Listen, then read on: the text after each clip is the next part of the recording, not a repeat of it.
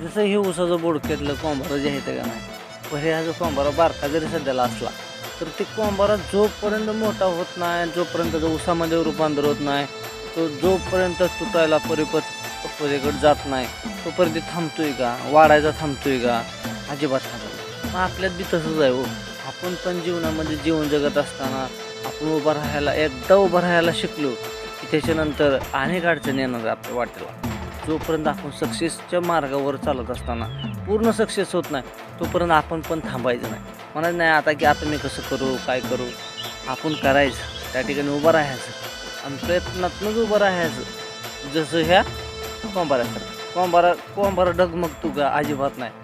जेवढं त्याला ताण देईल तेवढं पुन्हा फिरशे जोमानं उगवतो का नाही, ताण देतो का नाही, तसंच आपण बी करायचं. सेम टू सेम ह्यांच्याप्रमाणे आपण सुद्धा लक्षात आणा तुम्ही सुद्धा काय करायचं आपल्याला.